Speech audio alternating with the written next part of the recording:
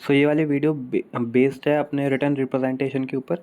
और मैं page number बता रहा हूँ, पेज नंबर है 538 का। अपने जो शुरू के 3 पैरा है उसमें से third para, all the written representation provide necessary से लेके अपनी और अबाउट स्पेसिफिक अजर्शन, ये वाला पैराग्राफ। अब ये पैराग्राफ सबसे इंपॉर्टेंट है, उसके बाद शुरू के 2 पैराग्राफ पढ़ना। उस पैराग्राफ में देखो क्या क्या बोला है। सबसे पहली बात ये है कि रिटर्न रिप्रेजेंटेशन भैया एक टाइप के ऑडिट एविडेंस है।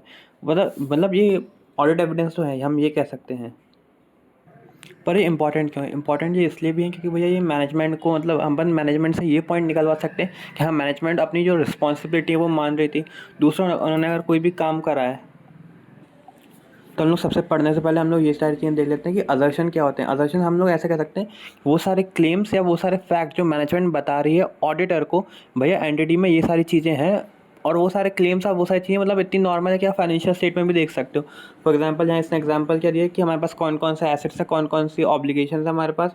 हमने जितनी सारी ट्रांजेक्शन लिखी हैं, वो मतलब जितनी भी सारी ट्रांजेक्शन हुई हैं हमारी पीरियड में, वो हम लोगों ने प्रॉपर्ली रिकॉर्ड करी गई हैं।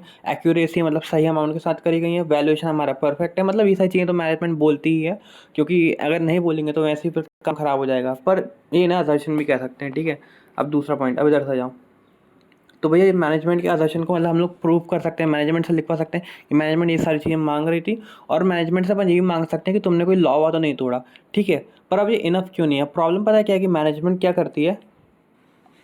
देखो, सबसे पहला पॉइंट है सब्जेक्टिविटी। सब्जेक्टिविटी इसलिए क्योंकि मतलब मैनेजमेंट क्या कर सकती है भैया, मैनेजमेंट के पास जो नॉलेज है वो शायद से अनबायस्ड हो या इनकम्प्लीट हो। मैनेजमेंट को शायद से पता ही नहीं कि क्या मतलब लोअर हायरार्की में क्या क्या गड़बड़ चल रही है। या फिर अपन ये कह सकते हैं कि मैनेजमेंट इस बात को प्रूव करना चाहती है कि भैया कोई गड़बड़ नहीं है। और दूसरा पॉइंट है कि लैक ऑफ इंडिपेंडेंस। भैया मैनेजमेंट का तो काम ही है कि कंपनी को इस तरह दिखाओ कि भैया जो भी देखे कंपनी की रिपोर्ट्स को, ऑडिटर या फिर कोई अदर यूज़र, वो बोले भैया तुम्हारी कंपनी एक नंबर की बेस्ट है।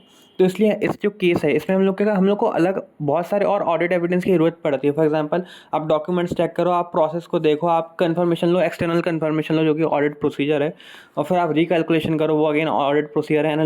एनालिटिकल प्रोसीजर लगाओ। और इन सब जब ले लेते हो तब आप मैनेजमेंट का रिप्रेजेंटेशन ले लीजिए, तब कोई नुकसान नहीं है। तो मतलब आपको एक और ऑडिट एविडेंस एक मिल जाएगा। पर वो मैनेजमेंट के रिप्रेजेंटेशन के ऊपर अगर आप कंक्लूजन बनाओगे तो फिर वो गलत चीज़ है।